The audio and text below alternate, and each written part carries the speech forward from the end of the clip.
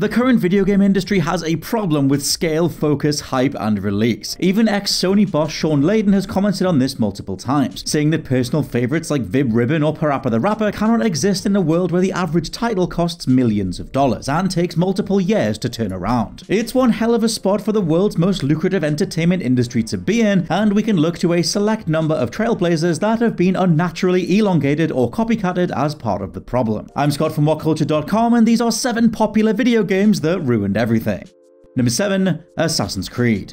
It comes to something when a franchise identity has been so stretched and forced to fit a variety of molds, it's literally changed genre entirely while maintaining a brand name just to keep up with trends. Because Assassin's Creed started with a lead creative mind, Patrice Désilets, backing what was sketched out to be a trilogy of titles, with a wider view to 6 potential games. Voice of Desmond Nolan North discussed this in 2015, saying the plan was having Desmond revisit various ancestors' memories, learning all their respective skill sets until at the close of the series we'd be in the modern day, with him now a master assassin capable of anything. You can feel that plan coming together across the first few games, until Ubisoft decided they'd rather have more money. Various other studios were put to work on Assassin's Creed sequels and spin-offs, leaving Désilets to either get with the program or find somewhere else to work. Patrice promptly left Ubisoft, and the overwhelming success of Assassin's Creed led to Desmond being killed, the original plan being scrapped as complete tire-fire releases like Assassin's Creed Unity had to be made. Today, Assassin's Creed is a nebulous open-world loot-snatching action RPG, and so is the vast majority of the competition because of it. It's totally solid and serviceable, but the distance from shadow-slinking Altair and Ezio to Viking longboats and pillages as Eivor is kinda hilarious. Even right now, Ubisoft are planning Assassin's Creed Infinity, a live service continuation of the IP that will see even more campaigns, characters, and time-bending plot revelations for as long as they can possibly milk the footnotes of that original blueprint.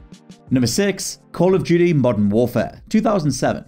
As strange as it sounds, there was a time without Call of Duty. Even before Modern Warfare, when the IP was going up against Medal of Honor across the early 2000s, it wasn't Call of Duty as we now know it. That changed with 2007's Modern Warfare, a title that after 3 main installments prior, shifted its setting to the modern day, twinned it with one of the best first-person shooter models ever made, and completely overhauled the industry. Call of Duty wasn't just an overnight sensation. It fundamentally upended the very way that we control first-person shooters, the way we think about unlocks in an online space, the very pace of play that stood it in direct opposition to the more experimental and overblown likes of Halo. With such a meteoric success crossing over into the 2010s, we've seen Activision force another Call of Duty every single year since 2007. Call of Duty Ghosts was a notably flat release, and as the series lost key creatives Vince Zampella and Jason West to Titanfall, still the IP survived. Everyone remembers the terribly received combo of Black Ops 3 and Infinite Warfare, but as developer schedules became even messier, teams were ditched and deadlines prioritized as Black Ops 4 ditched its campaign entirely. 2019 saw a complete lap of the franchise. Modern Warfare's soft reboot became the crown jewel yet again, but thanks to the annual model of release, Black Ops followed a year later and it barely caught on, thoroughly cannibalized sales-wise as Activision insist on competing with themselves.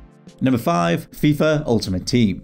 The game and mode combo that completely changed EA's lookout on the industry and makes the Lord of the Rings, The Simpsons, and James Bond era of the 2000s look like a speck in the rearview mirror. FIFA's Ultimate Team would become the mode EA would then try to cram into everything. Starting back on UEFA Champions League before moving into FIFA at the start of the 2010s, Ultimate Team's reach, microtransactions, and football celebrity star power resulted in astronomical sales figures. The sorts of sales figures any executive literally just watching the numbers go up would then try to apply to everything else, and in EA's case that meant the Star Wars IP. With former Legacy of Kain and Uncharted creator Amy Hennig being told that her idea for a Star Wars game needed an Ultimate Team style game mechanic, it came alongside Star Wars Battlefront 2 being utterly riddled with RNG and exploitative money grinds. Hennig promptly left EA and we managed to get one decent single player Star Wars title, Jedi Fallen Order, in the entire EA run. Meanwhile, 4 full games were scrapped as the utterly forgettable Battlefield Hardline had EA take developers away from in-progress single-player stories to get a game with microtransactions and loot boxes over the finish line. Today, EA seem to have learnt their lesson, and the likes of Knockout City, Joseph Fares's work, and Skate's revival show the worst of it has passed. But there's no way in hell they're abandoning this entire framework for good.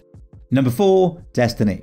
Bungie's meld of simplistic MMO quest design and character customization with the console-born satisfying shooting of Halo gave us something they'd nail far better in Destiny 2, but the industry has learned all the wrong lessons from the whole ordeal. What was supposed to be a 10-year plan of assumedly consumer-respecting content packs, story, weapons, etc. turned into what's the least we can get away with charging for every single time. The reason was largely down to original Destiny's development being an absolute mess, the project being restarted as all story was thrown out months before launch, giving us a mega slow content release schedule that others then aimed directly at. To this day, scores of publishers attempt four-person squad shooters with loot components and a reliance on lore over story, the idea being to make something worth full price over time. Even Bungie themselves would get embroiled in controversy over ostensibly charging £40 for dancer modes in 2015, them being the only new content attached to the Taken King expansion, but such was now the way of segmenting formerly full titles to monetize content over time. Across the 8th generation, we saw countless top-tier titles try and make a Destiny, only to flop and fail to varying degrees. Ubisoft stepped up with The Division, a solid enough shooter that feels utterly pointless over time, and BioWare tried with Anthem, another vacuous stitching together of bankable elements that couldn't produce a coherent whole. Even Square Enix tried in 2020 with the abominable Avengers, something that would have literally sank the entire company if not for Final Fantasy VII Remake recouping enough sales to keep them afloat.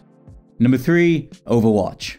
For a time, Overwatch was king. The instant conversion of anyone going from zero knowledge of the IP to all-out character-worshipping convert happened with just one look at any one of Blizzard's super sexy superheroes. Then, we all burnt out. Too many roster changes, balance tweaks. Honestly, it's tough to say exactly what it was across the last few years before Blizzard as a company name became an utter joke, but Overwatch was here, and then it was not. And yet, its outright domination of this space, something that killed everything from Battleborn to Lawbreakers, Gigantic to X-Defiant, means there's always a notable lethargy with anything resembling hero shooter mechanics. Blizzard themselves can barely go a few weeks supporting any of their key franchises with any degree of consistency, but the post-Overwatch burnout, considering it's more a game we talk about than play, is very real.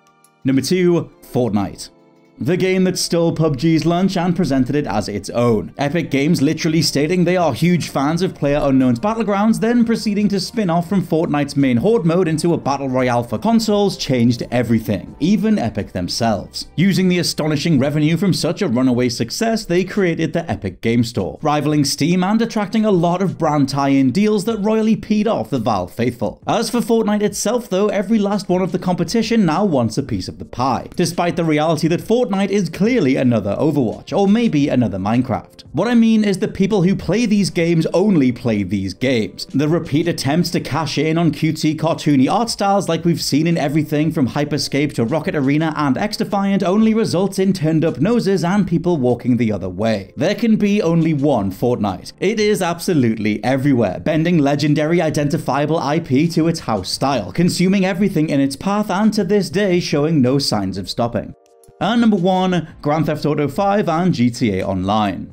Can you remember a time when Rockstar weren't working on GTA Online? It's almost a decade ago, an entire generation of consoles ago, and something that, as has become the sentiment online, is increasingly ridiculous, being that GTA itself certainly didn't start out as an online-only title. And yet, sales data for GTA 5 is absolutely ludicrous. Year on year, it's only gotten bigger, with 2020 setting records for GTA Online spending, and GTA 5 as a unit becoming the highest-selling piece of entertainment ever. $6 billion later, Rockstar themselves have only elongated their release schedules and gone all in on GTA Online. Contrasted to the Rockstar of the 2000s, a company that gave us Smuggler's Run and Midnight Club plus one-offs like Bully, The Warriors, and GTA on home console and portable, Rockstar since 2013 has produced Red Dead Redemption 2, some remakes of the original 3D GTAs, and that's about it. Even the company's upcoming slate includes another version of GTA 5 on PlayStation 5 and Xbox Series consoles, with the loss of head writer Dan Houser pointing to a studio firmly entrenched in repeat business rather than innovation.